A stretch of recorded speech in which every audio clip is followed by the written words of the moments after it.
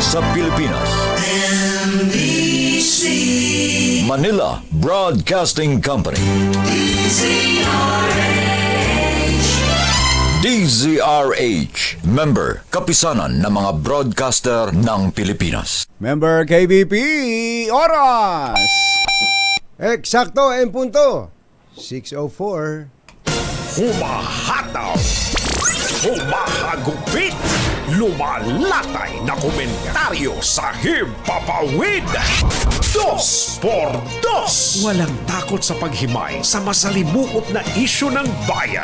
Dos por dos. Humahataw na mga balita at impormasyon. Dos por dos. Ating damhin, ating lasapin ang hagupit na Dos por Dos.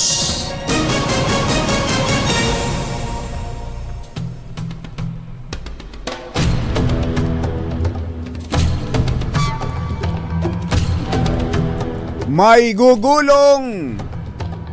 May ulong gugulong! Ito ang galit na babala ni Pangulong Bongbong Marcos. Kasunod po ng mga report na nakalabas na ng bansa ang sinibak na alkalde ng Bamban Tarlac na si Alice Guo. Giniit ng Pangulo na ang pagkakatakas ni Guo ay nagpapakita ng malawak na katiwalian na sumisira sa ating justice system at sa tiwala ng publiko. Nagbanta ang Pangulo na papangalanan ang mga individual na tumulong kay Mayor Alice Guo para makapuslit ng bansa habang nagpapatuloy ang full-scale investigation. Tiniyak din ng Pangulong Marcos na walang puwang sa pamahalaan ang sinuman na inuuna ang personal na interes sa halip na magsilbi sa mamamayang Pilipino na may dangal, integridad at hustisya. Isyu ng bayan. Katotohanan. Dos por Dos. Pag maitim ang balak, magtago ka na. Dos por Dos. Si Jerry at si Anthony, narito na. Dos por Dos. Hahataw ng todo, urado ka.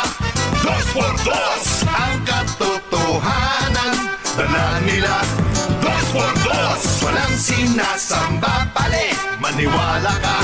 Dos por Dos. Hataw ng gusto, tol, umasa ka. Dos por Dos. Lame. Magandang umaga, bayan! Bayan!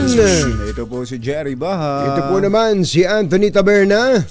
Muli pong sumasa inyo ang 2x2 sa umagang ito ng Friday! Yuhuu! Kamusta kayo mga textmates, mga text partners, mga kapamilya, kapuso, kapatid, kabarkada, mga kapitbahay? How are ya? Sana okay na okay lang kayo. Mainit-init pa pala yung statement na yun ng Pangulo. Mainit-init pa, kumbachero. Yan ang latest. Yan ang pala latest. Isang Latest. oras. Oo. Tinitingnan ko tong Facebook page ng Presidente. 1 hour ago lang eh. 1 hour ago, alam mo naman, si Mother, si Malu Cabral. Una sa balita yan. Una sa public service. Yeah. Walang kinikilingan. Walang pinoprotektahan. Serbisyong totoo lang. Yeah. hindi ba natin yan? Kaya hindi natutulog ang balita. Ano? Yan, Hindi tama-tama. Habang kayo'y tulog pa, binabalita na ni Mother yan, ni Malu Totoo. Cabral yan. Special pa naman ang araw na to para sa Pangulong Bongbong Marcos. Oo, sapagkat birthday ni First Lady Liza Araneta Marcos. Ayan, First Lady Liza, happy birthday. Happy birthday. Laban tayo dyan, First Lady. Tayo dyan. Binabati rin po kayo ni Secretary Cesar Chavez. Yan. Siyempre naman. Yan. Ito yung statement niya ay kuwan lang 1, 2, 3, 4. Sige nga. Four sige nga. sentences Basahin lang to, nga natin. kumbachero, pero matalim eh. Basahin nga natin kung gaano ba katalim ang mga salita na yan ng Pangulo.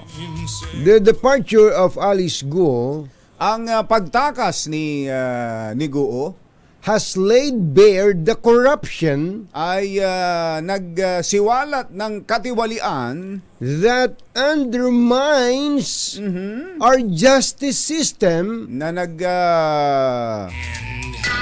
nagsasawalang halaga sa ating hustisya. and erodes public trust. Ayun. At winawasak ang tiwala ng publiko. Tapos yung susunod na pangungusap kumbachero, all caps yung All caps. all na. caps sabi niya. Kapag all caps, ibig sabihin, galit yan. Galit to. Oh. Di ba ikaw, pag nag-text ka ng all caps, galit yun. Hindi, pag tinext ako ni Rosel. Pag nakatanggap ka ng ni Mami Sel ng text na all caps, medyo binibitawan ko lahat ng kausap ko. Ano kaya ito? Bakit? Panginoon kong buhay ito. Let me be clear. All caption, kumbachero. Liwanagin natin. Yun. Katotoy. Tapos, colon, Ah. kwanto, sumunod na pangungusap, heads will roll. May mga ulong gugulong. Yeah. We will expose the culprits Ilalantad natin ang mga may sala who have betrayed the people's trust. na betrayed. Nagtaksil. Na nagtaksil sa tiwala ng publiko And aided in her flight. at tumulong sa kanyang pag-iskapo. A full-scale investigation is already underway. Ginagawa na ang isang malakihang investigasyon And those responsible at ang mga may kinalaman will be suspended ay sususpindihin and will be held accountable at papapanagutin. to the fullest extent of the law. Ayun.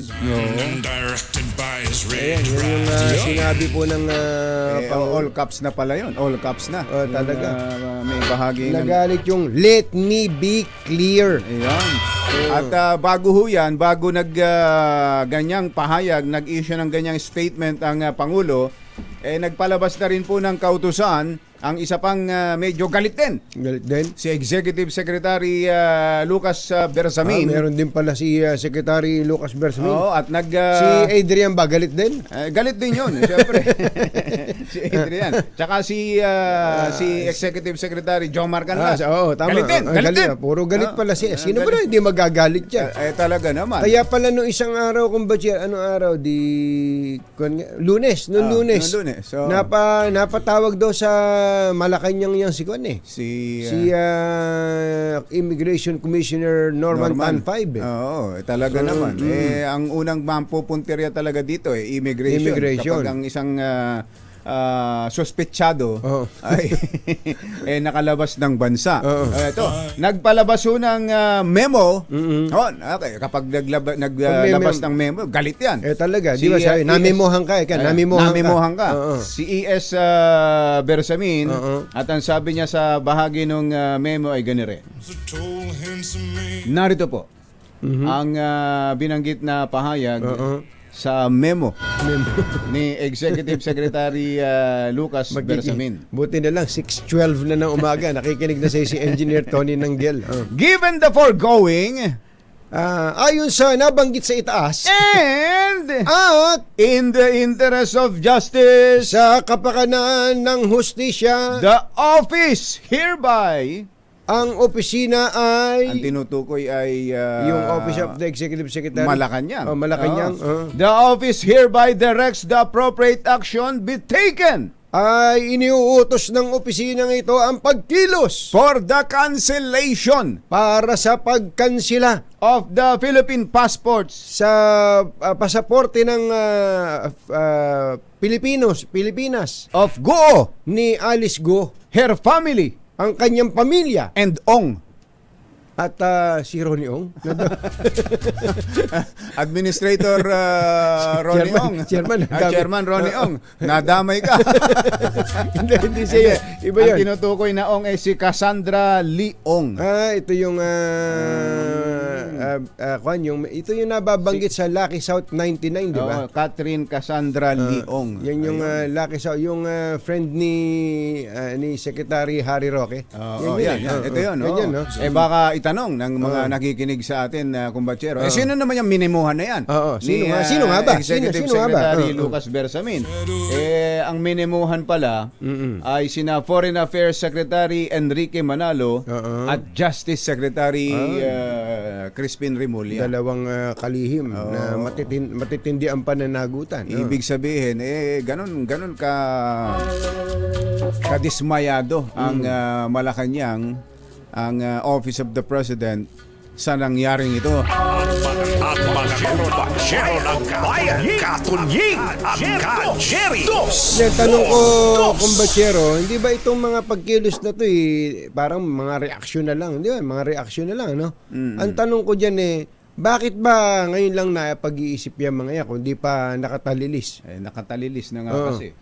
Katulad nung pagsasampa ng kaso sa husgado, ba't ba inabot ng siyam-siyam? Kaya nga. Bakit ba yung whole departure order tuloy hindi Ilbo lang. Ilbo lang ang nailabas dahil hindi mo na maaawat yung lumabas kung ilbo lang. Kaya nga. Tapos yung cancellation of Philippine passport na yan, hindi ba precisely yan ang subject nung GUO investigation, GUO diba? warrant of petition? GUO warrant of petition. Kaya nga. Pero hindi umabot Hindi na umabot. Nakatalilis na. Kung talagang nakatalilis na. Kaya sa mga nakakakilala, nakakakita kay Mayora Alice Guo, kung yun po siyang nakikita sa inyong lugar o kung kayo man ay kasama sa mga nagkukubli sa kanya ngayon, kung siya po talaga ay nandito pa sa Pilipinas, gaya nung sinabi ni Attorney Elmer Galicia na nakita niya ng mukhaan nung isang linggo, nung Miyerkules. Wednesday. Ngayon, Miyerkules ngayon, di ba? Nung nakaraang sakto isang linggo. Pwede yung sigurong proof of life. Maglabas ng proof of life. Magpa-picture si Alice Guo. May hawak na dyaryo. Halimbawa, itong Philippine Daily Inquirer. Ganyan niya habang nandiyan ang mukha ni Senator Risa Ontiveros at ang kanyang friend. At ang kanyang kaibigan. Na si Vice President Sara Duterte. At ang kumakanta sila ng You got a friend in me. O kaya yung kaibigan.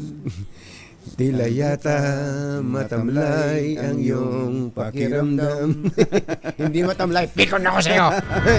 Tingnan mo nga naman ang nangyari dyan sa Senate hearing na yan. Doon sa libro na ang titulo'y Isang Kaibigan. Pero parang kakabaliktaran ang pangyayari doon sa hearing. Talaga. Mukhang walang kaibigan. Walang kaibigan dito. Kapag sa politika, walang kaibigan. Wala rin kakaaway. Only interest, permanent interest. Walang permanente talaga. Walang permanente talaga sa politika. Jerry Ba at Anthony Taberna sa Dos sa DCRH. Oras natin. Achi, Mr. Jelom Tang, Lakyam Chap Chithun, 6:17 ng umaga. ACS Balita. Susunod na. Balitang maaasahan. ACS Balita. Walang makakaligtas, walang makakalampas. Saan mang sulok ng kapuluan, Luzon, Visayas hanggang Kamindalawan. Basta't may balita, ipagwagwagan ng sikat na tagapagbalita. ACS Balita. Kasama ang 2x2 tandem Anthony Taberna at Jerry Baha. ACS Balita. Ang programang ito ay hatid sa inyo ng ACS Manufacturing Corporation, ISO certified, maker of world-class quality Pride detergent.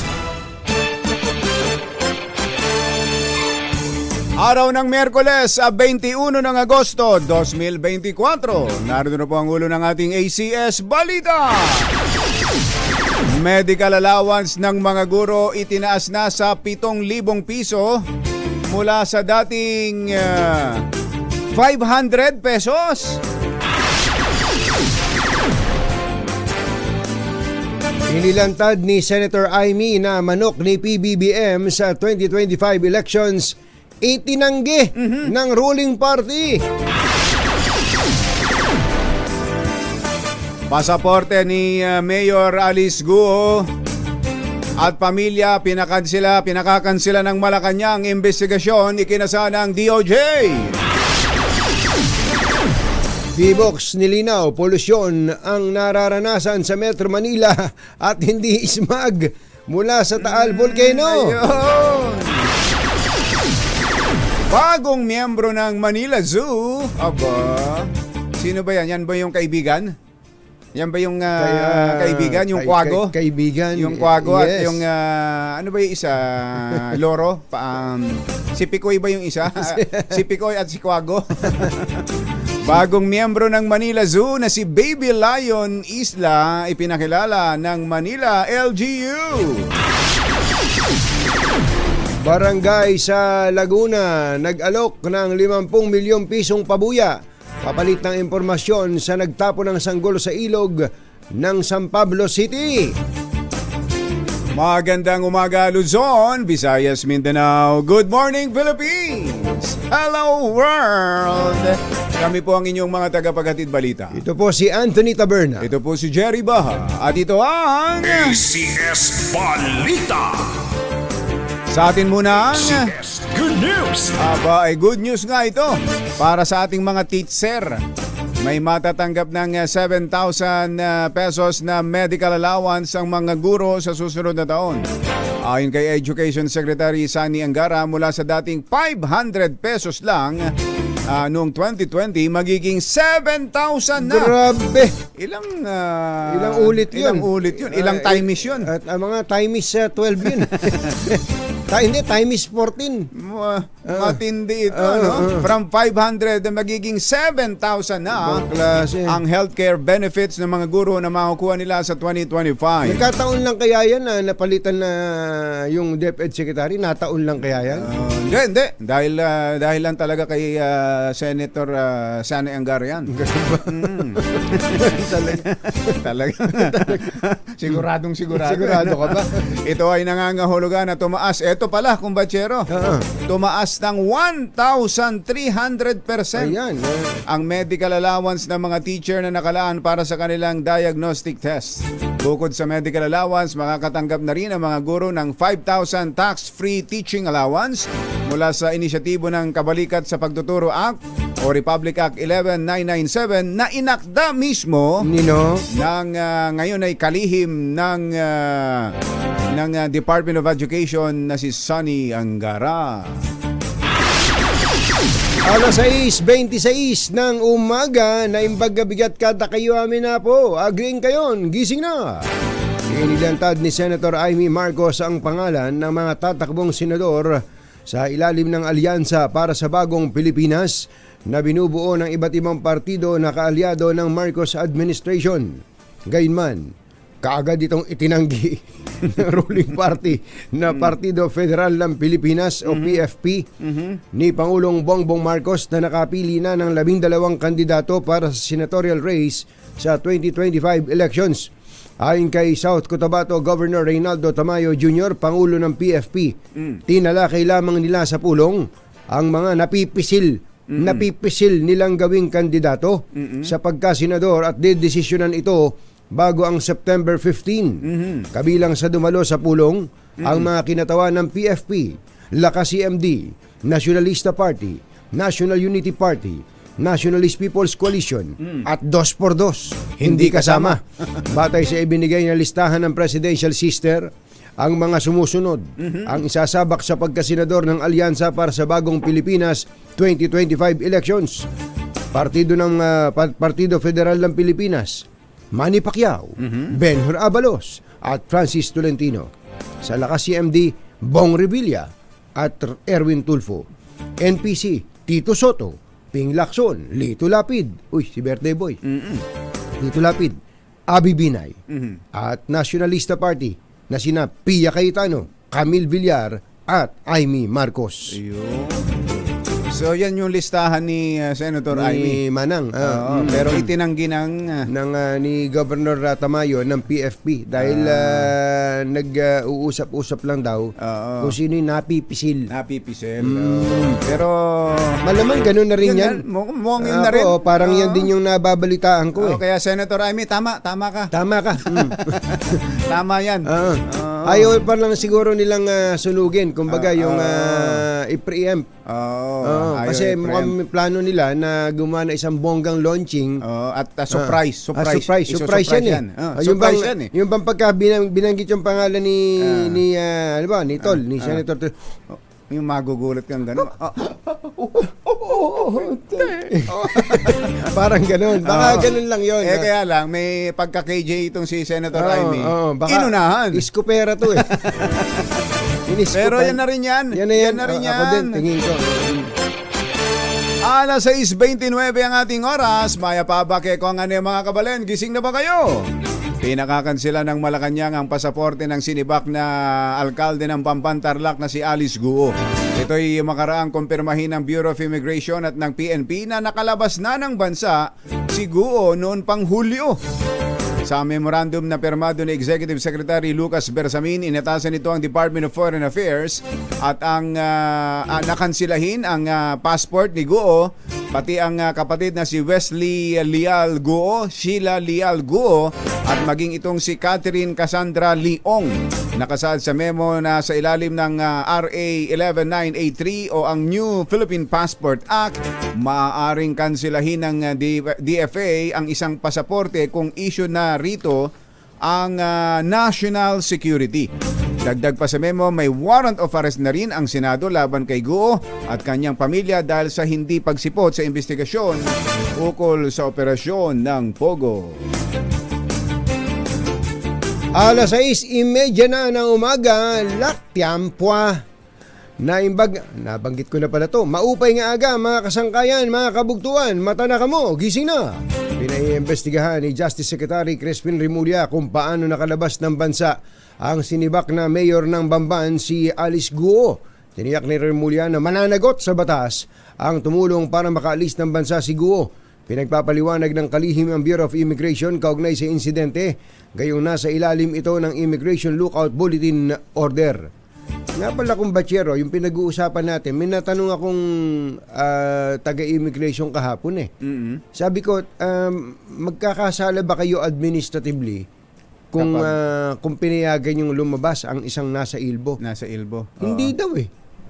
Hindi ayun, daw. Basta yun lang, na ang obligasyon lang daw nila ay itimbre sa kinauukulan na ito po, meron pong andito si Alice Go, nakapila po dito sa counter, Alice po, papunta sa ganitong lugar. Wala pala talaga silang kapangyarihang pigilin yun. Ayun na, kasi nga Ilbo lang.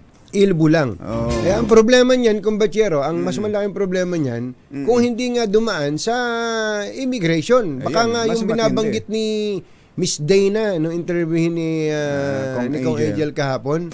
Paano kung sa private strip, airstrip, dumaan yan? Pero kung private plane. Kung private plane palabas ng Pilipinas, meron pa ring immigration yan. Pero wala siyang counter na dadaanan. Wala. Siya ang pupuntahan. Pupuntahan siya ng... yun kung sa hangar. Sa hangar. Paano nga kung private plane na nandun sa halimbawa, nasa kalagitnaan ng kabundukan ng Basilan. Wala namang lilipad na lang yun. Lilipad sa Himpapawid. Pwede bang basta-basta na lang lumipad yung gano'n? Hindi, maraming yan. Maraming mga dadaanan. Tapos kung saan siya... Kailangan makita ng kaap yan. At kung saan siya lalapag, dapat bago siya lumipad papunta ron, coordinated siya doon. May darating dyan. Kasi nanonood ako ng Netflix eh. Merong ganun eh. Lilipad lang yung aeroplano, nakakapunta na sa ibang bansa eh. Wala namang coordination eh. Ayun na nga eh.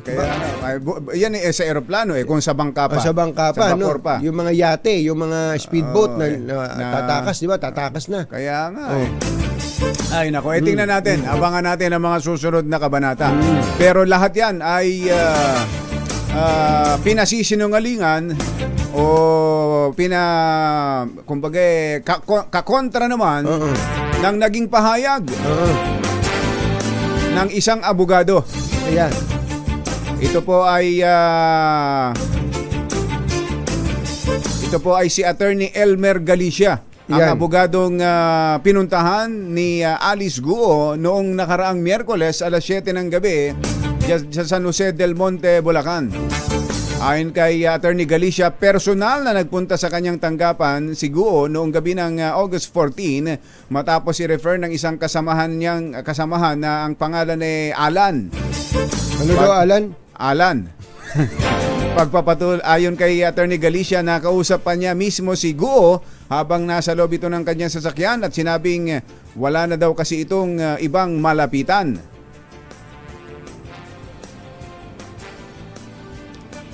Attorney.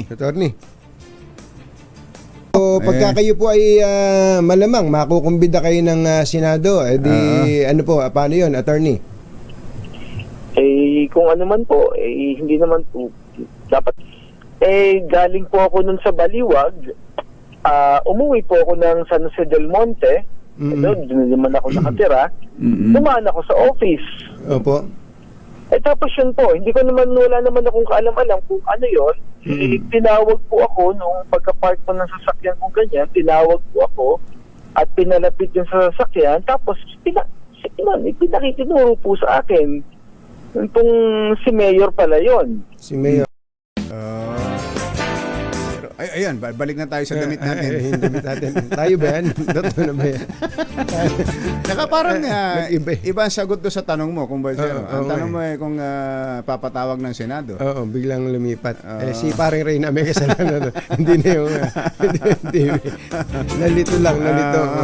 Yan po ang tinig ni Attorney Elmer Galicia. At salamat naman sa TV Patrol at binanggit ng TV Patrol yung 2x2 sa DCRH. Ayan. Thank you po sa inyo. Importante yun sa ating mga mamamahayag, yung mga kahit na sino man.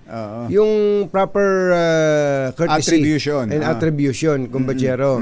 Okay lang, wala namang problema yun eh. Nagpapasahan naman tayo ng mga istorya. Istorya. Okay lang yun. Maraming salamat sa mga tumawag ng mga girls natin dyan sa ABS-CBN. At kabayang Nali. Magandang morning. Magandang morning. Tsaka kay Karen. Tsaka kay Henry. Oo. At saka kay ating Bernadette. Ayan. Sembrano. Sembrano. 6:36 na umaga, meron tayong nagmamadaling. Flash Report. Flash Report! Meron daw pong banggaan at 8 ang sugatan. Ito ay banggaan ng truck at isang closed van. Ito po L300 sa C5 Eastwood intersection.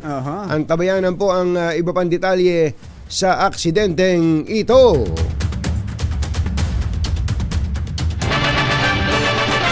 Flash Report. Flash Report! Susunod! Ito po. Uy, ano tong reward daw dyan sa San Pablo City na ibibigay sa sino mang makapagbibigay ng impormasyon Baka tungkol galing sa pribadong tao yan ha. Magagalit sanggol. sa iyong kingdom dyan. Ganon. Di ba? Magre-reward. Pagka may nagre-reward na galing sa private, bawal daw yan. Bawal yan. Inaalam nila kung kanino galing. Kanino galing yan. Yan! At iba pang mga nagbabagang balita sa pagpapatuloy ng ACS Balita. 6:37. Ang kapuluan, ACS Balita. ACS Balita. Ang programang ito ay hatid sa inyo ng ACS Manufacturing Corporation, ISO certified, maker ng world-class quality Pride detergent. Hi! Magandang morning! Anong araw today, kumbachero? Today is Laundry Day, Pride Day. Yuhuu! At pag Laundry Day, Friday, All you need is Pride Washing Machine Detergent. May triple stain away formula kaya tanggal ang makapit, madikit, malupit na dumitman siya kaya easy ang labada. Kaya pala mula noon hanggang ngayon, all you need is Pride. All you need is Pride. ACS. Kasama ang 2x2 Tandem Anthony Taberna at Jerry Baja. ACS Balita. Ay, sa mga gustong magkapera, magkapayong, magka-t-shirt ng DZRH at makatanggap ng grocery items, abay, lakasan na ninyo ang inyong mga radyo at ang inyong mga telebisyon. Nasaan ba? Nasa Marikina, ang ating malakas Aba. agent, ex-porpor, Sherwin Alfaro, dyan sa Barangay Malanday. Ay, Barangay Malanday, Valenzuela. Ayan, ha? Mali nito. Meron din palang Malanday sa Marikina. Marikina. Marikina. Ayan. Barangay Malanday, Marikina. Oo, ayan. Andyan, lakasan na ninyo ang inyong mga radyo. Flash Report. Flash Report. Meron pang isang flash report. Meron daw hong, may sunog. May sunog dyan sa Marikina at merong patay. Andon ang ating RH52 Edniel Parosa. Kami na Edniel!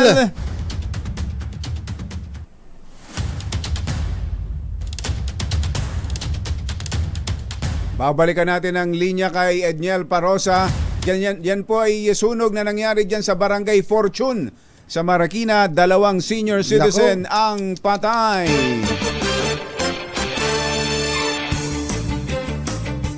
Alas 6:44 ang ating oras. Nag-alok daw po ng 50,000 pesos na reward ang Barangay San Gabriel, San Pablo City sa sino mang makapagbibigay impormasyon tungkol sa bagong silang na sanggol na itinapon sa ilog.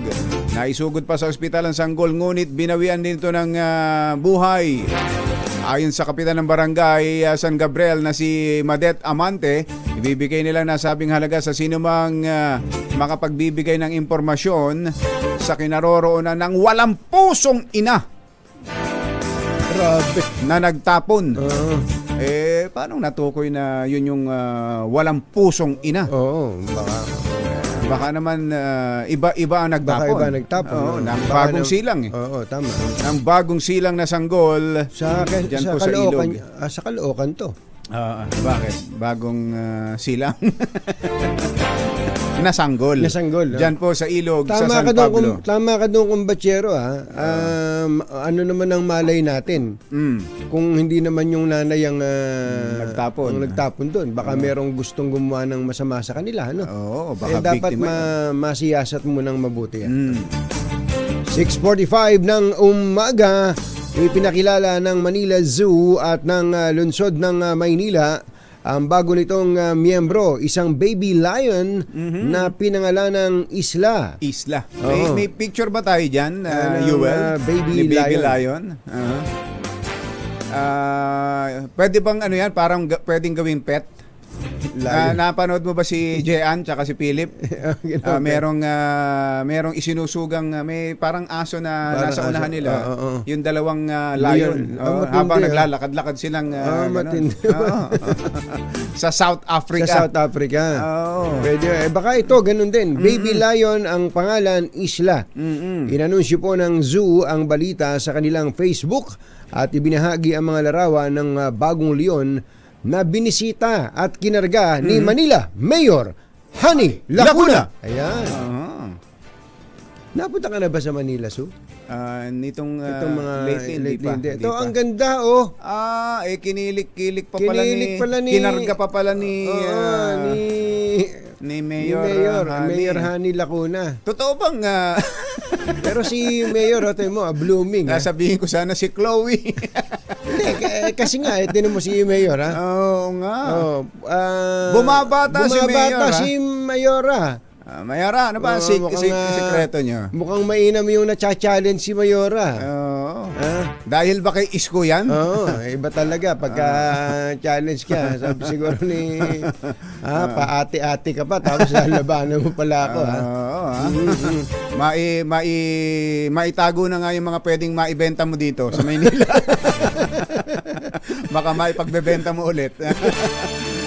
Ay, nako. Tinan over po ng Manila Achievers Lions Club ang Baby Lion na dinaluhan nga po ni Mayor Lacuna at Manila Public Recreations Bureau Chief at OIC Rolando Marino. Ayon sa management ng Manila Zoo, pinalalaki pa rin nila si Isla para lumakas kaya hindi muna ito ipapakita sa publiko. 6:47 ang ating oras. Nasa linya natin si Secretary Ted Herbosa ng DOH. Secretary, magandang morning! Si Ka Jerry at si Ka Tunying po ito. Magandang umaga, Ka Jerry. Magandang umaga, Ka Tonying, at sa lahat ng mga taga-subaybay ng DZRH. Apo. Ay, pasensya na, Secretary. Naabala namin kayo napakaaga. Unahin natin yung sa MPAX, Kumbatsero. So, ito yung na-discover na unang kaso natin ay walang travel history. So, ibig sabihin, dati nang nandito sa atin ang MPAX, Secretary. Correct, no? Ito ang pansampu mula nung August of 2022 na nagdeklara ng MPAX yung unang public health emergency, August 22 hanggang May of 2023. Natigil yun. Nakatala tayo ng 9 na kaso noon, at yung 9 na kaso noon, lahat na yon ay bumiyahe. At malamang nang nakuha nila yung MPAX nila sa ibang bansa. Ito ang unang kaso na hindi siya bumiyahe. So, at ito ay nangyari naman pagkaraan na nagdeklara din ang WHO ulit na gawing public health emergency of international concern ang MPAX dahil sa pag-outbreak ng epidemyang ito sa bansa ng Democratic Republic of Congo. Meron na silang 1,800 cases doon at may parang ilang namatay na. Opo. Saan daw po nakuha? Saan daw po nakuha yung sakit ng kababayan natin na ito? Kaya nagko-contact tracing kami ngayon sa lahat ng kanyang mga close contact. At around 60 people na yata yung na-identify natin at babantayan natin yun or yung kung possible source na nanggaling infection. So anong ibig sabihin nun? Hindi siya bumiyahe. So nandito yung virus na MPAX. At merong sigurong, alam nyo kasi itong MPAX, mild lang siya. Butlig-butlig ka, lagnat, pagkatapos gagaling ka na. In fact, yung siyam at itong all magaling. Wala impact. Ini-expect namin mag-recover din tong kaso na to. Although nasa loob ng ospital siya, siyempre para hindi naman kumalat at naka-isolate siya. Pero lahat ng siyam na talaga natin noong nakaraang taon, 2023 at 2022, nag-recover. Gumaling. So wala pa tayong namatay sa MPAX. So hindi tayo dapat na masyadong maalarma dito at tulad ng pagsasara din ng border natin mula sa mga bansang affected. Siguro paiigtingin ko lang yung monitoring ng ating Bureau of Quarantine under the Department of Health sa mga bansang natukoy. Kasi yan ang ibig sabihin ng public health emergency. Ibig sabihin nun, may isang bansa na merong epidemya, kaya yung mga bansang kapaligid nila dapat magbantay. Okay. So, nang heightened awareness yan, tsaka honesty system lang yan. Kung Pilipino ka, galing ka doon, nagkaroon ka ng close contact sa taong, sabi niya, may MPAX o hindi mo alam, parang simptomas ng MPAX. Dapat magdeklara ka sa ating quarantine para ma-isolate ka namin at hindi dumami yung, lalo na yung bagong clade. Tinatawag na bagong clade, kaya natakot ang World Health Organization, is clade 1B. MPAX virus pa rin, pero mas infectious at may namatay na doon sa Democratic Republic of Congo. So, nakahanda lang tayo, naka-alert tayo. So, dun sa mga flights, mga biyaheng galing sa mga bansang yan, halimbawa sa Congo at iba pang lugar na marami ng kaso, paano ho yun? Ano magiging sistema natin? Paglabag dito, sila ho ba'y isolate ba sila? Katunying, hindi ka pa siguro nakabiyahe recently, electronic na yung ating quarantine form. Opo. 24 hours before, may QR code yung makuha. Doon mo lalagay kung nilagnat ka, nagkaroon ka ng simptomas. Meron yung checklist na alala nyo yung bago ka umalis or pag-arrival, on arrival, 24 hours before, mag-fill up ka ng yung e-travel. E-travel. Oo, Kompleto na yun eh. May customs, may immigration, may quarantine. Ayan, tama po kayo. Thank you. Tama, may customs, immigration, and quarantine questions na yon. Opo. Pero hindi, Siguro. yung tanong po siguro, Secretary, yung kung galing dun sa bansa na yon, especially dun sa Congo, ano ba yun? Matik ba yun? I-isolate kahit walang mga symptoms? Hindi. Walang quarantine ngayon. Wala tayong issue kasi wala naman tayong outbreak pa sa Pilipinas. At ang paghawa nito, iba sa COVID. Ang COVID hangin. Oo. Ito, close and intimate contact. Ganun. To skin contact, oo. Kung Ganun pala. aeroplano, hindi pa intimate contact yun. Kung Intimate nagtanggal na kayo ng contact mga damit pala. nyo, tapos nagdikit-dikit na kayo, yun ang tinatawag na intimate contact. Not necessarily sexual intercourse, hindi ganon. Oo, pwede kasi skin contact lang kasi may mga kasang bata doon sa Democratic Republic of Congo at yung mga bata yung namatay. Oo. Nagamit mo lang yung tuwalya nung may sakit na ito, 'di ba? Nahawakan mo yung butlig niya. Pwede ka nang mahawa. Yun ang ibig sabihin ng close And intimate. contact and intimate contact. Intimate contact. Okay. Yan, at least na-educate tayong lahat diyan. Secretary, isa na lang, yung nabasa namin yung isa kahapon, yung Sa PhilHealth. anim yata yun, ano? Anim Anim na na mga dating health secretaries kumbaga parang nagkapit-bisig at nagkaisa para sa pagtutol doon sa paglilipat ng pondo ng PhilHealth. Today yata yung second tranche eh. Oo, ngayon. Kayo ho ba sa DOH, ano posisyon ninyo dito? Isa na nga posisyon ko dito, ang pera po yan ginagamit pambigay sa ating health workers. May unang 20 billion na na-release nung nakaraang buwan. At ito ang ginamit natin pambayad ng health emergency allowance ng ating health workers. Yung nalalabing 27 billion. Oh. 10 billion, pag pinigilan yan na ilipat, ay wala tayong maibabayad dun sa remaining 7.4 billion na utang natin sa healthcare workers.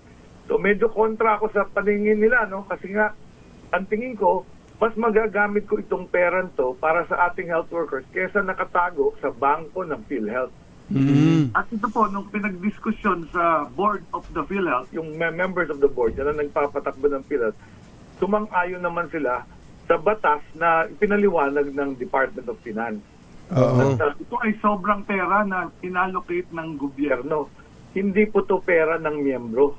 Ito yung subsidiya ng pera na binibigay para sa mahihirap, mga senior citizen at PWD.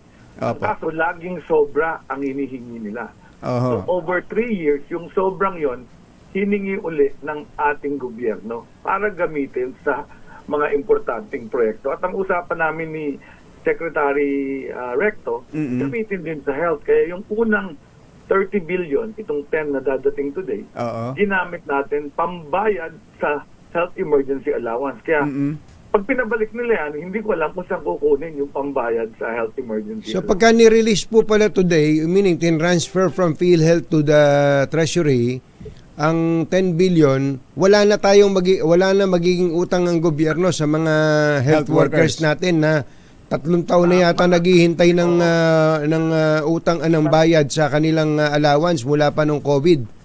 Taon na, no? 2022 pa kasi yun 2023. So, pag nag-file kasi sila ng kaso sa Supreme Court for a temporary restraining order. Opo. Ang hinihintay ko nga, kung maglabas ng temporary restraining order ang ating Supreme Court, hindi natin i-release yan. Susunod tayo sa Supreme Court. Pero ang consequence po niyan, wala pa tayong pambayad ng para sa health emergency allowance. Wala naman tayong pagkukunan. So ang nagiging punto kasi ng mga pagtutol diyan na secretary from health sector inaalis at dadalhin sa infrastructure. Hindi pala ganon lahat. Paliwanag ko lang meron ding 210 billion na nakuha from PDIC sa Philippine Deposit Insurance Corporation. Kasi nasa batas yan yung sobrang pera, ibabalik niya. So, yan, hindi savings yan ng PhilHealth at hindi rin reserve fund yan. Hindi po ginalaw yung reserve fund. At hindi rin mo pwedeng sabihing savings yung sobrang perang binigay ng Kongreso at Senado sa isang government-owned controlled corporation. Opo. Kung hindi mo siya naubos, ibabalik mo yan. Ganyan ang polisiya sa lahat ng departamento. Ako, kahit ako, may pera akong hiningi sa DO, sa government. Hindi nagamit. Sa mga, ibabalik ko po yan. yung unutilized, ano? Tama. Kaya nga sinusumbatan kayo minsan ng Kongreso dun sa tinatawag na absorptive capacity. Ayun. Siguro yan ang dapat pag-usapan. Bakit ba ang PhilHealth ang daming utang sa mga ospital at sa mga doktor na nagrereklamo? Tinatago naman yung pera. May sa pera mga naman pala. Kaya magbayad. Ginagawa ng finance, mag-ayos kayo. Hindi, kukunin namin yan. Okay. Kung ibinayad na lang nila yan sa ospital at sa doktor, baka wala nang makuha uli ang gobyerno. Okay. At nagastos mo na eh. Secretary, so doon sa kabuang 89.9 billion, magkano pa ho doon, ilang porsyento noon ang mapupunta pa rin o mananatiling nasa health sector natin, gaya na sinasabi ninyo? May usapan na lang kami ni Secretary. So 27.4 ang mapupunta sa health emergency allowance at maraming pinapatayong infrastruktura for health ang ating presidente. Nag-groundbreaking na kami doon sa Clark, yung 3 building na medical specialty na almost 3 billion yon. So madami pang ibang projects, yung aking mga bukas centers, na pwede kong hingin ngayon yung pondo na yan sa DOF at sa DBM at maibigay sa atin. Na-increase nga yung ating budget for 2025 by another 20%. So malaking bagay po yan sa ating kalusugan. Pero sabi mo nga, may absorptive capacity ang bawat ahensya ng pamahalaan. Opo. Secretary Arbosa, salamat po. Thank you. Sa update, magandang umaga. Thank you. Magandang umaga. Secretary Ted Arbosa ng DOH. Naghatid ng kabuuan ng ating ACS Balita. Ito po si Jerry Ba. Ito po naman si Anthony Taberna. Kasama ang 2x2 tandem Anthony Taberna at Jerry Baha. ACS Balita. Balitang makatotohanan. Balitang maaasahan. ACS Balita. Ang programang ito ay hatid sa inyo ng ACS Manufacturing Corporation, ISO Certified, maker ng world-class quality Pride detergent. Number 1. Katunying at Ka-Jerry 2x2. 7:06 ang ating oras. Balikan natin ang report ni RH52 Edniel Parosa sa sunog sa Marikina. May Dalawang patay. Edniel Parosa, coming Edniel! Jerry at Anthony, malungkot na balita mula rito sa Marikina. Patay itong mag-asawang senior citizen matapos matrap sa loob ng kanilang nasunog na bahay. Sa bahaging ito ng Barangay Fortune, kinilala mismo ng anak ng mga biktima. Ang mga nasawing sina Tatay Angel Ereño, 80 anyos, at Nanay Adelina, 83 years old. Kwento sa atin ni Telma Borosa, may ibang kasama sa bahay ang kanyang mga magulang na ang isa ay bedridden pa. Pero lumabas ito para bumili ng pagkain. Pasado hating gabi, kasabay na nangyaring sunog. Pakinggan natin si Nanay Telma. Matagal bago ka makaano kasi maraming order. Ngayon biglang may narinig siya na parang may sunog ako. Ang bilis niya tumakbo kasi may dalawang matandang kailangan. Mahirap tayo yung tatay ko parang bedridden siya. Kaya nung nalaman niya parang may sunog banda ron, tumakbo daw siya pabalik. Iniakyat sa ikalawang alarma itong sunog na kung 12:45 a.m. Mula 1:39 ng madaling araw, pero pasado alas 4 na ng umaga, tuluyang nahugot itong nasunog ng mga labi ng mga biktima. Naranatili naman ang higit 10 pamilyang mga nasunugan dito sa multipurpose hall ng barangay sa nasabi ring kalye dito sa Champaca 2. Patuloy pang inaalam ng mga pamatay sunog ang nangyari o sanhi ng insidente dahil mismo yung mga nakausap natin ng mga nasunugan ay walang ideya, blanco pa kung ano ang pinagmula ng apoy. Ito si Edniel Parosa, nag-uulat para sa DZRH. Una sa Pilipinas, una sa Pilipino. Thank you, Edniel. Ang mga kumbatsero ng bayan, Katunying at Ka-Jerry. 2x2. Si Secretary Boying Rimulya, kumbatsero, Oo. ay ewan ko, parang kulang na lang mag-issue din ng reward kung sino makapagtuturo sa may kinalaman sa pagkakatakas ni Alice Guo. Oo. Oh, pero naglabas ho siya ng warning at ang sabi niya final na raw 'yon. Final na. Final warning. I am issuing this final warning Inilalabas ko itong pinakahuling babala against airing BI personnel laban sa mga tiwali na mga tauhan ng Bureau of Immigration. who Sino? Sino? who may have had a participation Na may kinalaman in the escape of Guo sa pagtakas ni Go despite strict restrictions sa kabila ng mahigpit na restriction imposed by our government. na ipinatutupad ng ating pamahalaan. It's either you Maaaring ikaw come out ay lumabas na and unveil the truth, at sabihin ng totoo. or wait until I personally get to the bottom of this where heads will roll. Na intayin na ako mismo ang mag-uusisa dito Oo. at gugulong ang ulo. Ayan. Sumuko ka na raw kung sino ka mang parang ganun magsalita ka na at umamin ka na. Kung ikaw man immigration personnel na dinaanan ni Alice Guo, Oo. sabi ni Secretary Remulla, lumantad ka na. Oo. Umamin ka na. At kung magpapaliwanag ka, sasabihin mo na, ilbo lang yun Oo. anong mangyayari? Ano mangyayari? Ilbo lang di kaya ba? nga, kaya nga ako Itinimbre ko naman kay sinabi ko andito si paano wala yun? naman pumigil sa amin Paano yun? Saka hindi naman namin pwedeng pigilan to. Ilbo lang nga Ilbo lang lang. ito Immigration Lookout Bulletin. Doon siguro dapat Order. magpaliwanagan kasi may binabanggit si Secretary Rimulya dyan na sa kabila daw ng strict restrictions. Ano ba yung strict restrictions? Oo, ano ba yun? Ano ba yun? Ang ibig sabihin ba ng restriction, bawal ba siyang lumabas? Iba pa ba yun sa ilbo lang? Oo. Na lookout o watch list lang? Oo, mapupuntusan yata kayo doon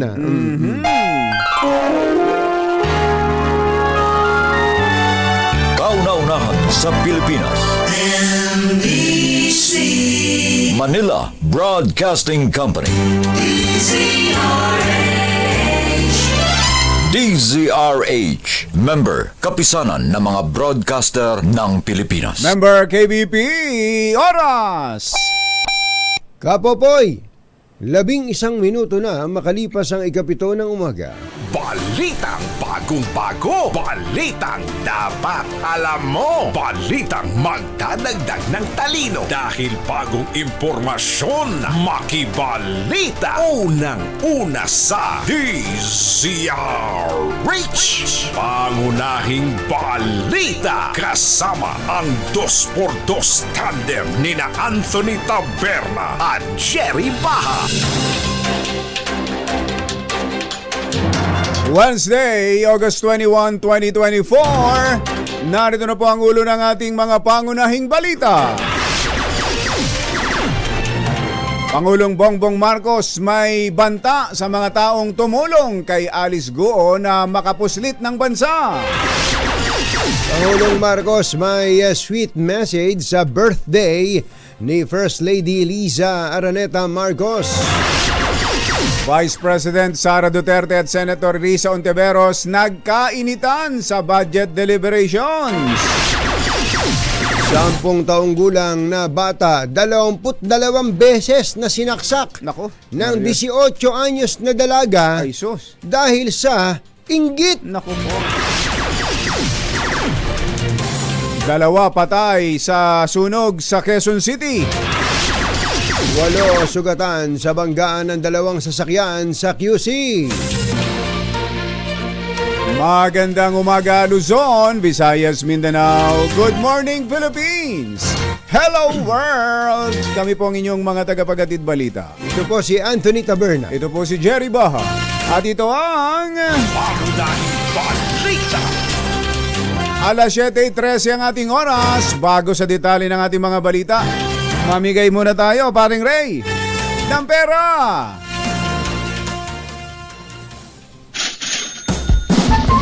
Dahil 85 taon na ang kauna-unahan sa Pilipinas at ang MBC mas gumanda na, mas pinalakas at mas pinalawak pa ang pamimigay ng ating papremyo. Ito ang DZRH Mas Malakas Promo, kung saan pag naabutan namin kayong malakasang nakikinig o nanonood sa DZRH ay mananalo ka ng instant 1,000 pesos at may kasama pang grocery bag ng DZRH. So ano pang hinihintay ninyo? Tutok na sa nangunguna kauna-unahang radyo sa buong Pilipinas, DZRH. Una sa Pilipinas, una sa Pilipino.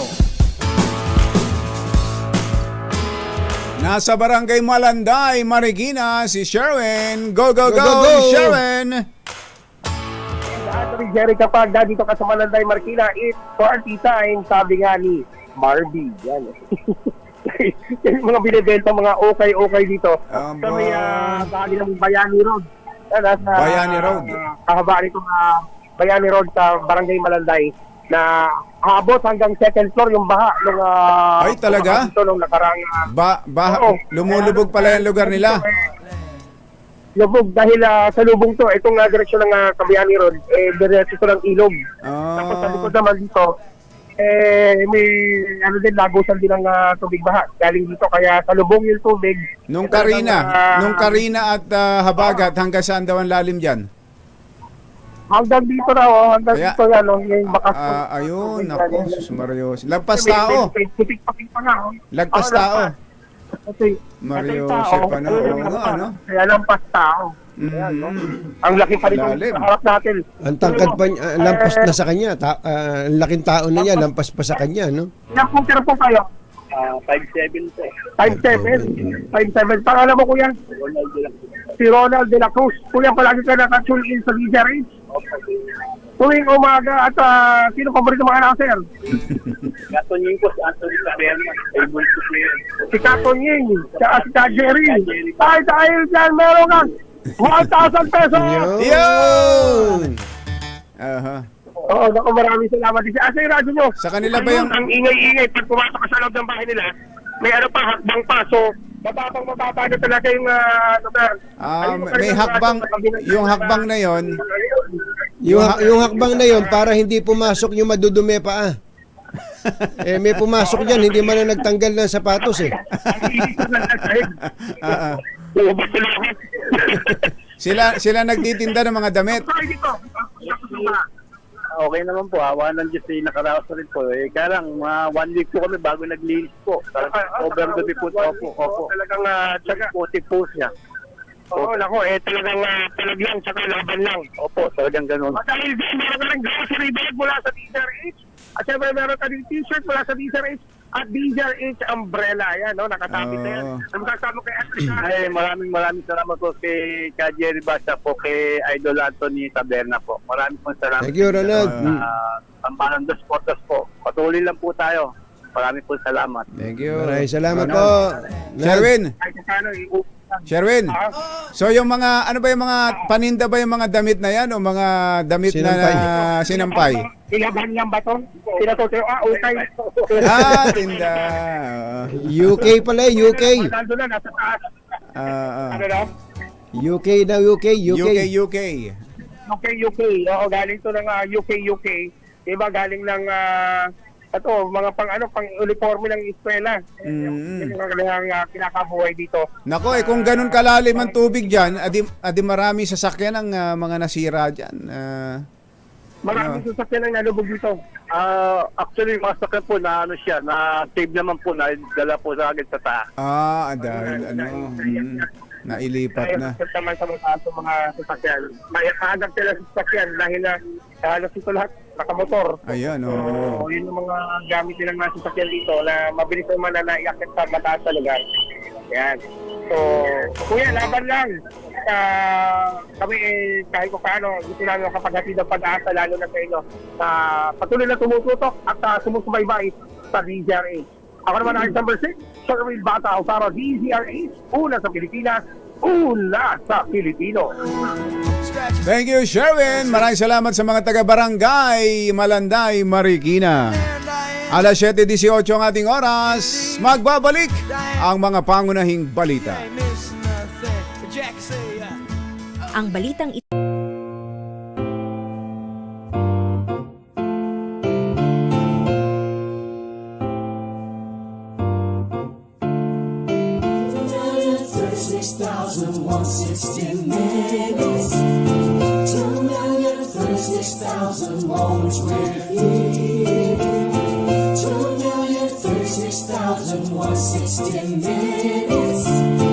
How will she get through the remaining years? In office, in socials, in selfish or Josh and me. Dog business, in smiles, happy Sundays, day and night.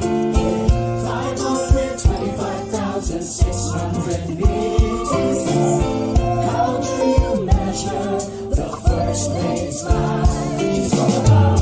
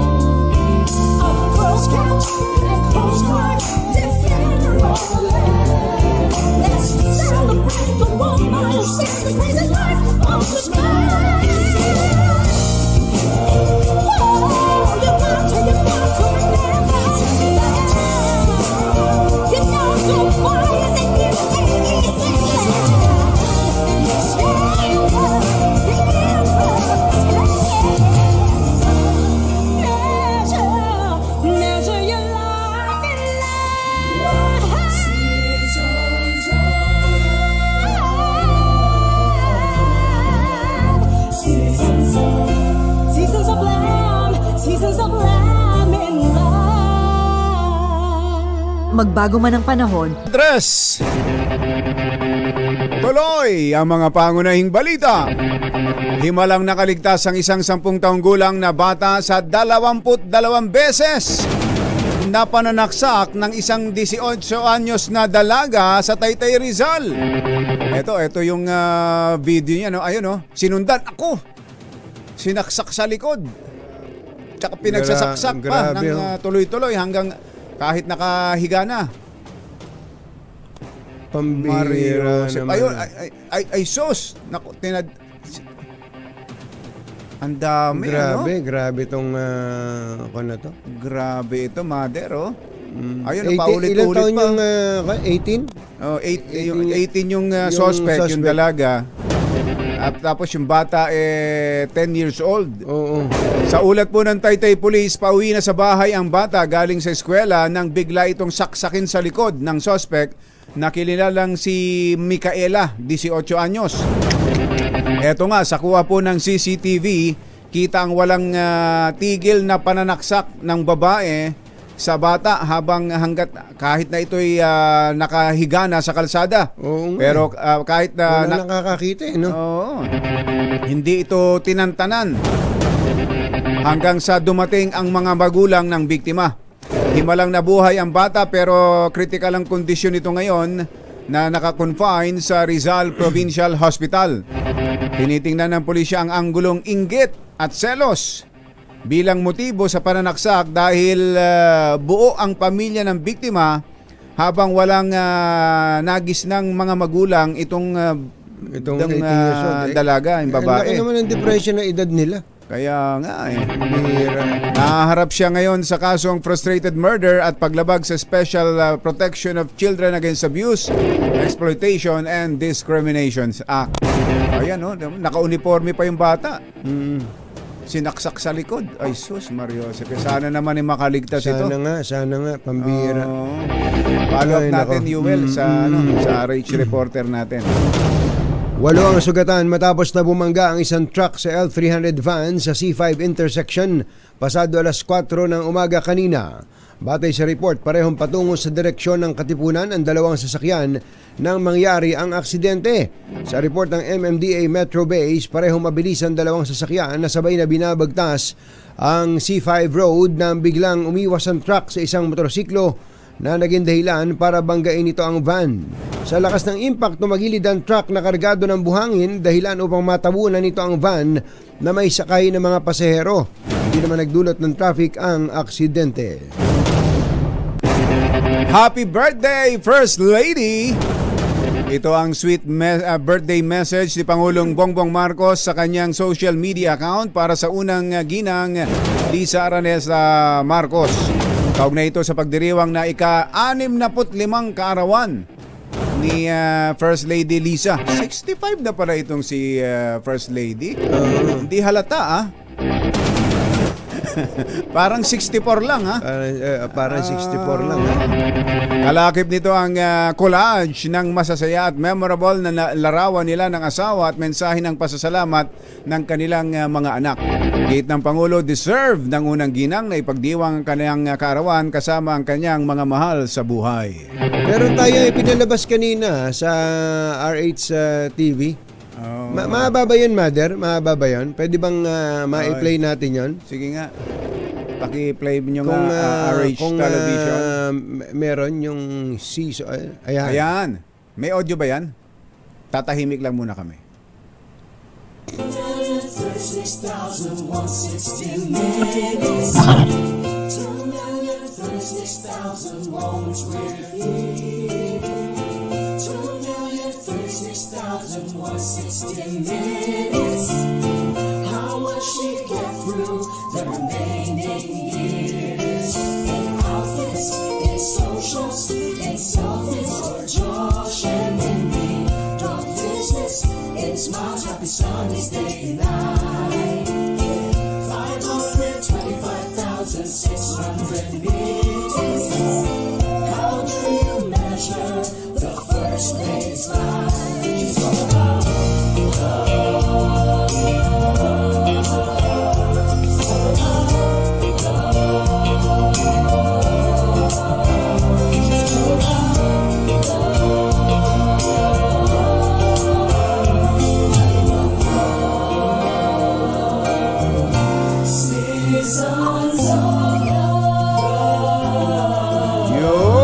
Seasons of Lamb. Seasons of Lamb. Seasons of Lamb. Ayos, Happy birthday! happy birthday! Happy birthday!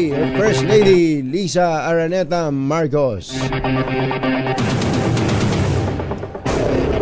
Nagbabala si Pangulong Bongbong Marcos na may mga gugulong na ulo oras na matukoy ang mga tumulong sa pagpapatakas kay dismissed Mayor Alice Go. Sa isang pahayag sa X, sinabi ng Pangulo na naipakita ng pagpuslit ni Go ang pagsasawalang bahala sa justice system ng bansa. Inihayag ni Marcos na gumuulong na ngayon ang isang full-scale investigation at sisiguraduhing masisibak at mananagot sa abot na makakaya ng batas ang lahat ng sangkot dito. Giniit ng Pangulong Marcos na walang lugar sa gobyerno ang sinumang inuuna ang kanilang personal na interes kaysa sa kapakanan ng mga Pilipino. 7:29 ang ating oras. Nagkainitan sina Vice President Sara Duterte at Senator Risa Ontiveros sa budget deliberations ng Office of the Vice President. Nagugat ang sagutan ng dalawa nang magtanong si Ontiveros hinggil sa librong may titulong Isang Kaibigan na balak ipamigay ng OVP na sinulat mismo ni VP Sara. Ayun, siya pala mismo ang author. Sa mga at gustong ipamigay sa mga mag-aaral na nasa mga remote communities na babayaran ng gobyerno sa halagang 10 milyong piso. Sagot naman ni VP Sara, ang katanungan ni Ontiveros sa isang isang kaso ng pamumulitika sa national budget. Madam Chair, hindi ko maintindihan yung ugali ng ating resource person. It is a simple question. Paulit-ulit na this is politicizing. Ang VP ang nagbanggit ng salitang boboto. Wala akong sinabing boboto. I'm simply asking, hindi ko ma-imagine we're making so much trouble, so much fuss about a 10 million peso item na itinatanong ko lang simpleng, what is the book about? At ilang kopya ang bibilihin ng gobyerno sa halagang 10 milyong piso at i-distribute. I don't appreciate this kind of attitude, Madam Chair. Usually, ang resource persons natin ay nagbibigay ng parehong institutional courtesy sa legislature na ibinibigay natin sa executive. I don't appreciate this kind of attitude. Do you have Madam Chair? Madam Chair. Yes, Madam Chair. Hindi ko rin maintindihan ang ugali ni Senator Risa Ontiveros, and I do not appreciate, ano yung sinabi niya? I do not appreciate this kind of behavior and attitude.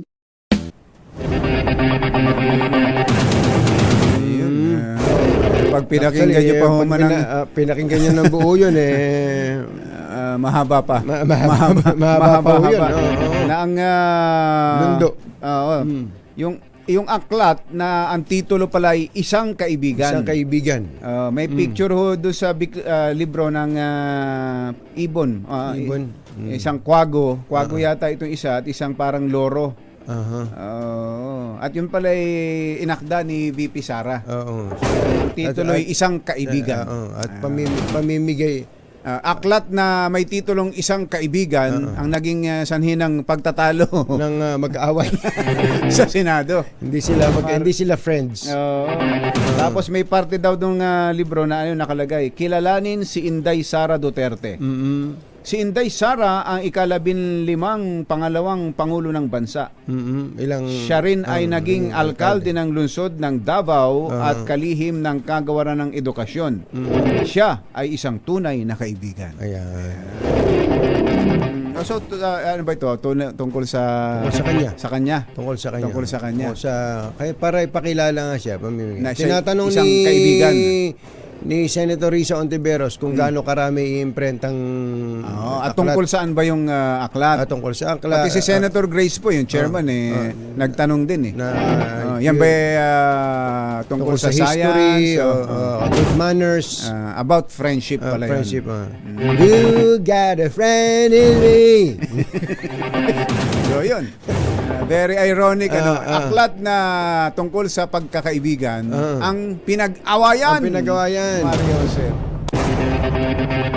Papasukin nga muna natin, kumbachero, at may event pala dyan sa Ninoy Aquino International Airport. Dahil ngayong araw ang commemoration ng pagpatay o kamatayan ni dating senador Ninoy Aquino. Holiday ngayon. Holiday ngayon dapat. Ninoy Aquino Day is a non-working holiday. Yan. Nationwide via satellite. Pero inilipat yung visa ng holiday niya ay inilipat ng Friday. Yan. Tapos Monday ay National Heroes Day. Ayan. Alam mo na. Umbajero. Yuel, Mother. Alam na this. RH15, Giselle Regaport. Coming, Giselle! Sa Jerry Katunying Holiday man o hindi, tuloy yung paggunita sa ika-41 anibersaryo ng pagpatay kay dating Senador Benigno Ninoy Aquino Jr. dito sa Terminal 1 ng Ninoy Aquino International Airport. Meron ng mga bulaklak itong tapat ng marker ng dating senador. Yung ilan ay mula sa August 21 Movement, UNESCO Artists for Peace at Chino Roses Foundation Incorporated. Pangungunahan yung pag-aalay ng bulaklak mamayang alas 8:30 ng umaga ng chairman nitong National Historical Commission of the Philippines na si Regalato Trota Jr. o Regalato Trota Jose Jr. Ayon sa MIAA, inaasahan din na darating mamaya sina Philippine Educational Theater Association founder Cecil Guidote Alvarez at yung ginansagang crying lady na si Rebecca Tiano o yung lone eyewitness sa asasinasyon sa dating mambabatas. Meron ng mga similya na nagtungo rito kanina para alalahanin yung buhay ni Ninoy at yung kanyang paglaban para magising yung mga Pilipino at para sa demokrasya at kalayaan. Mamayang alas 8 nga, alas 8:30 ng umaga, lalarga naman yung isang motorcade ng August 21 movement mula sa tapat ng Baclaran Church sa Parañaque City. Patungo yan sa Manila Memorial Park kung saan nakahinlay yung dating senador doon. Magkakaroon ng isang simpleng misa para kay Ninoy na pangungunahan naman ni Father Flaviano Flavi Villanueva at dadaluhan ng kanyang mga kaibigan at mga taga-suporta. Live mula dito sa Ninoy Aquino International Giselle. Airport. Yes, Giselle, ingat ka dyan baka mapagkamalan ka. Si Alice Go. Si Alice Go. Pinaghahanap si Alice Go. oo. Naka-alert ang airport. Huwag kang pakalat-kalat yan. Nalusutan nga sila ka Jerry Katuning. Walang record wala nang kuha ng CCTV. Kaya nga mag-ingat-ingat ka at baka ikaw mapagkamalan dyan. May mga nagtatanong nga baka ikaw daw yung dumobol at nagpa-notaryo sa San Jose del Monte kay Attorney Galicia. Meeting kay attorney doon sa Bulacan. Attorney Galicia kasi maganda raw eh. Ano say mo doon? Napatawa okay, so ayan ang commemoration ng Ninoy Aquino Day. Andyan ba si GM Edmond Real? Bakit? Si GM Ines. Napalitan na ba si GM Edmond Real? Hindi na si GM Edmond Real. Si GM Edgar Manda. Hindi, wala na. Dapat magpunta sila dyan. Yung mga dating... Si GM Ines. GM Ines. GM Eric Ines. Si GM Ines. Punong abala sa mangyayaring programa mamaya. Okay. Thank you, Giselle. Balik sa inyo ka Jerry Katuning. Salamat. Si Edwin muna tayo, kumpatsero. May follow po si 2-3 sa nagtumbahan poste sa Marilao, Bulacan. Bakit ba? Ang dami na perwisyo daw dyan. Walang kuryente. Walang kuryente. Alamin nga natin kung ano update yan. RH23 Edwin Duque. Come in, Edwin. Jerry Katuning, inasahan ngayong maghapon na ito ay matatapos na yung kalbaryo ng halos 700 kabahayan na nawala ng kuryente. Makaraang magtumbahan yung 17 poste ng Meralco dito sa may kabanan ng Street sa barangay Lambakin sa Marilao, Bulacan. Ngayong oras nito ay nakablock na itong kaban ng Santiago.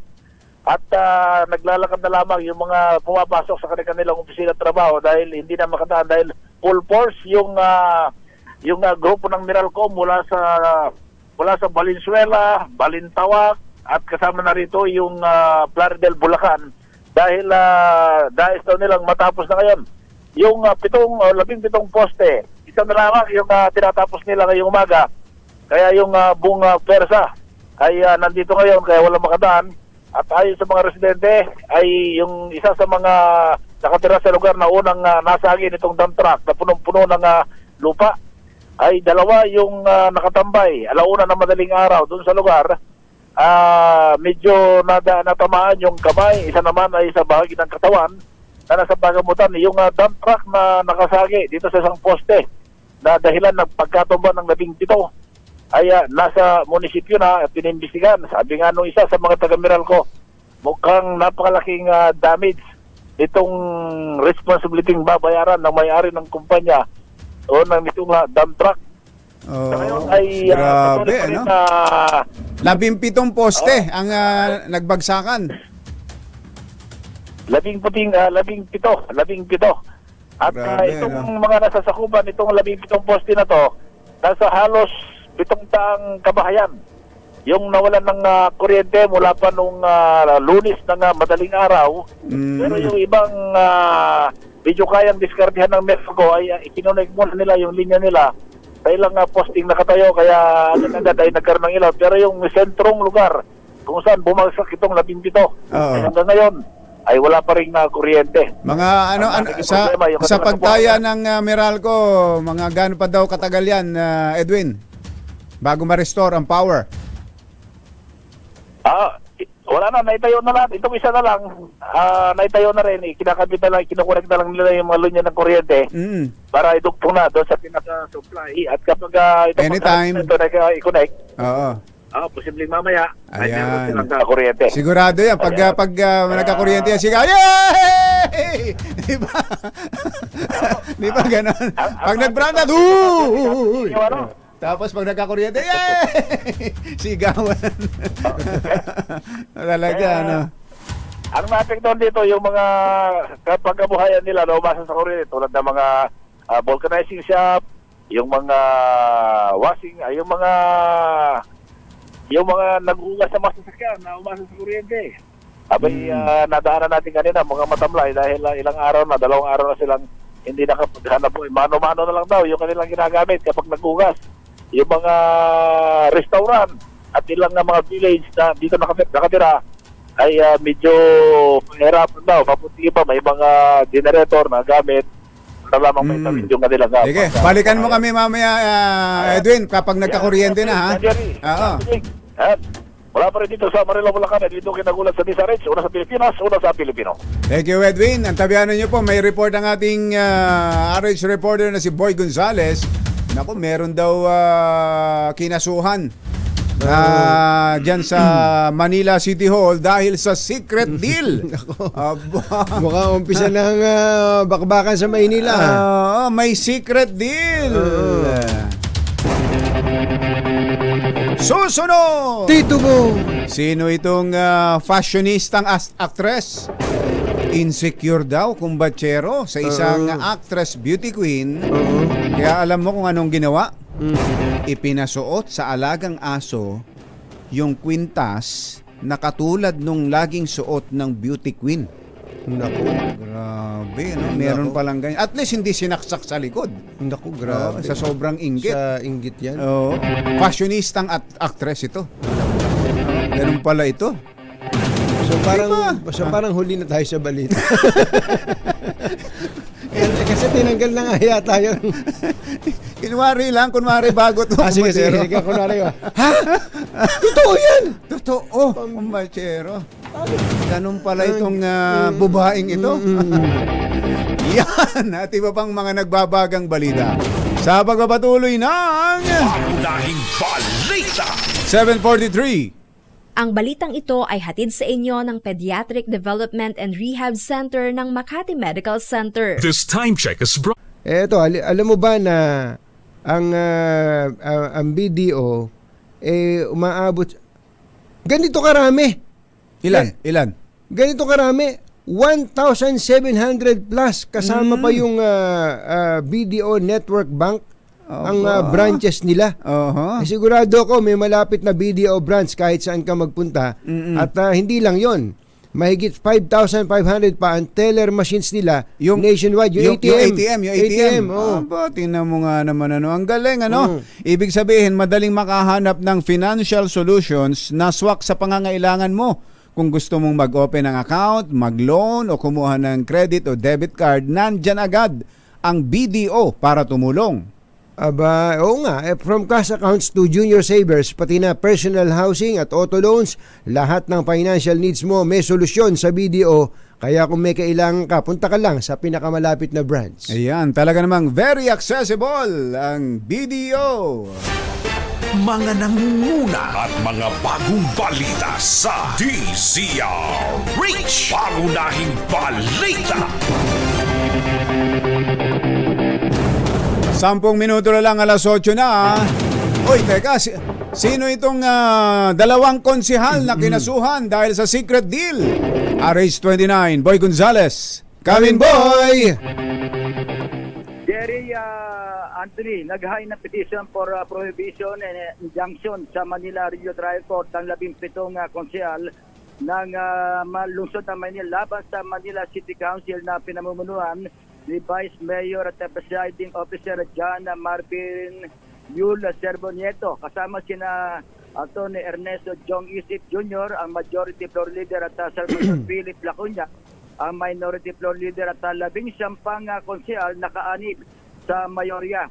Sa 83 payo ng complaint ng 17 membro ng Manila City Council, sa pamumuno ni Konsehal Joel JTB Villanueva ng 46. Kinwestiyon nila ang legalidad na naganap na illegal secret session ng mga respondent noong July 23, 2024. Iginit ng mga petitioner na mga konsehal na umanib sa dating alkalde ng Maynila na si Yorme Isko Moreno na nakareses ang konseho. Kasunod na rin ang deklarasyon ng Malacanang at ng City Hall na walang pasok ang araw na iyon at walang abiso o notice man lang sa mga complainant na magdaraos ng session habang sa kasagsagan ng pananalasa ng Bagyong Karina.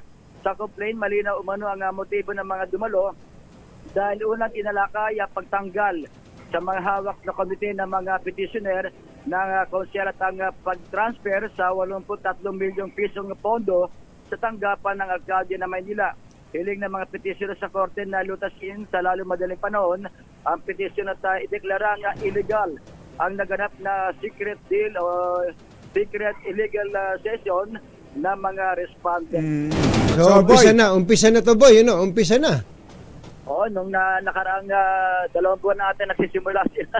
Hindi, ibig sabihin, ito, bakbakan na to. Itong mga nag-file ng kaso na yan. So, ang kinasuhan, mga kakampi ni Isko tong nagkaso. Ang kinasuhan na mga kakampi ni Mayor. Si Mayor kasama. Hindi, si Vice Mayor lang. Si Vice Mayor at mga ilang konsehal? 21. Siyam. Labing siyam. Labing siyam na konsehal. Labing siyam na konsehal at saka si Vice Mayor. Oo. At yung majority floor leader. Konsehal din yun kaya nga. Di bali, kinasuhan yung majority, ang nagkaso yung minority. Yung minority, yung mas konti, yun yung kakampi ni Yorme, ni Isko.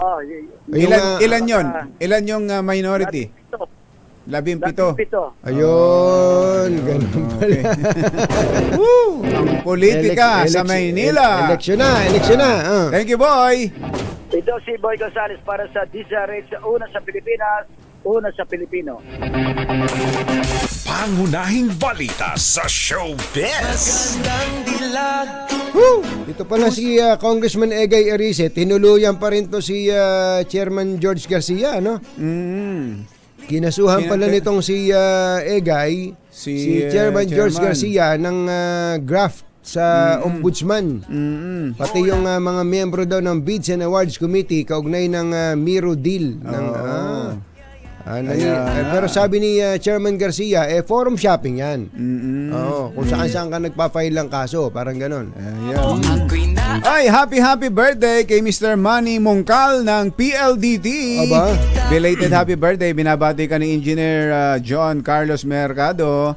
At itong si Job Anthony Mauri Apale, happy 29th birthday. Binabati ka ni Tony and Lynn Apale. Si Director Dennis Ayag, Director, magandang morning.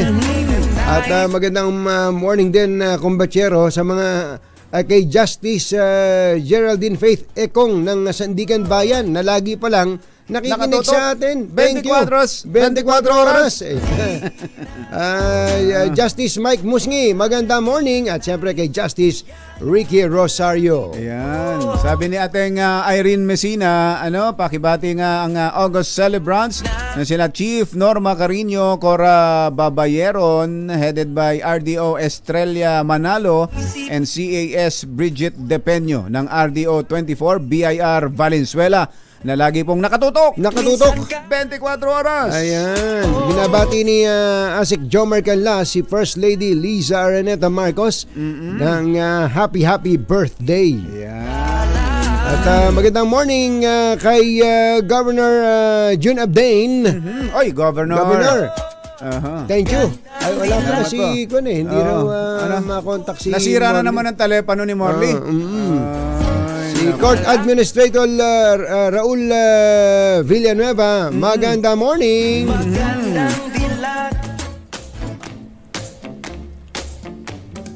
Pati daw si Chief Justice Alexander Hesmundo. Ay, Chief Justice, magandang morning. At siyempre si Uncle Sam Samuel Martires. Ang daming nakakakukuha ng punto sa atin eh. Kumukuha ng punto sa atin eh. Yung mga gumagawa ng desisyon minsan eh. Konting yabang. Konting yabang. Pagbutihin ninyo ha. Oy, Manoy Boyet Barakel. Happy birthday. Binabati ka ng buong PMA Maringal Class of 1988. Ayan. Baka may mga kailangan ng ayusin sa inyong mga bahay tulad ng bubong.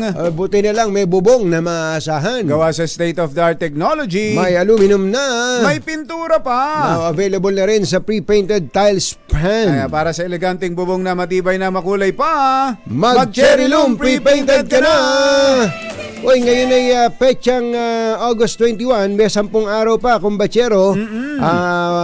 Bago matapos itong napakagandang exclusive promo. Rainy Days Exclusives promo ng Cherry Auto Philippines. Hanggang August 31 na lang ito. Ito po yung perfect time para bilhin ang Dream Cherry Tiggo crossover SUV mo. Oh, yan. Alam nyo ba, yung stylish na Tiggo 7 Pro SUV, 980,000 pesos na lang yan kung bibilin mo ng cash. Aba. Yun namang SUV na 7-seater ang capacity. Yung Cherry Tiggo 8 Pro 1.6? Aba, yan ay nasa discounted price of 1,498,000 pesos na lang kung bibilin mo ng cash. Aba naman. Meron pa, yung plug-in hybrid electric vehicle, PHEV, at coding exempt na Tiggo 8 Pro PHEV. Magkano yan? Makukuha mo na lang sa 1,888,000 pesos kung bibilin mo ng cash. Ayun. Ano pa hinihintay nyo? Taran na! Take advantage of Cherry's Rainy Day Exclusives. Bisitahin ang pinakamalapit na Cherry Auto dealership o kaya naman i-check out ang cherryauto.ph. Parang Ray! Tura ay nakikinig sa atin at magandang morning kay Mami Lindia Ventura. Ayan, Kuyang Joey Hiwanta, mga pulis daw dyan sa Makati ay laging nakatutok. 24 oras. Teka muna, kaya pala nakakapikon daw itong si Senator Risa Ontiveros, kumbachero, kung ikaw man niya nasa kalagayan ni VP Sara Duterte, sapagkat meron palang tinutumbok itong si Senator Ontiveros. May tinutumbok. Ano tinutumbok? Ang tinutumbok, maaari daw palang lumabag sa Anti-Graft and Corrupt Practices Act. Yung libro? Yung pagpapaimprenta ng libro na nagpapakilala sa kanya? Nagpapakilala sa kanyang sarili. Di ba yung binasa ko? Parte nung aklat na ipinapakilala. Tapos babayaran ng gobyerno ng 10 million pesos para pamahagi sa mga estudyante. So parang ang dating parang kung ikaw ay politiko, campaign materials mo yan. Parang ganon. Pagdating ng eleksyon. Sabi kasi nitong isang abogadong nag-message sa directly or indirectly having financing or pecuniary interest in any business contract or transaction in connection with which he intervenes or takes parts in his official capacity or in which he is prohibited by the Constitution or by any law from having any interest. So parang gano'n. Yan na nga. Pero kung sa delikadesa lang, kumbachero, yung pagiging tama lang, mamimigay ka ng aklat, palagay na nating yan makakatulong sa mga estudyante. Pero dapat wala nang binabanggit tungkol sa sino mang politiko. Bakit kailangan meron pang ganun? Kung lalo na't ang tema naman at kung makakatulong ito sa mga bata ay yung pagkakaroon ng magandang ugali. Mabuting asal. Pagkakaroon ng magandang asal at pagtratong maayos sa kapwa-tao. Yun ang magiging isang tunay na kaibigan. Yun sana ang tunay na kaibigan. Kaya pala medyo may sensitivities na. Oo, medyo kaya pala ganun ang dating. Kaya ganun, kaya medyo napikon siya. Dahil mukhang tutumbukin ni Senator Ontiveros yun eh. Yung tungkol sa posibleng paglabag sa batas. Malamang nabasa na ni Senator Ontiveros yan, nagkukunwari lang na hindi. Palagay ko nga eh. What is this book all about? My friend. Ayan. Bye! Happy weekend! Woo! Damdaming bayan! Susunod na! Long after the thrill of living is gone. Ang balik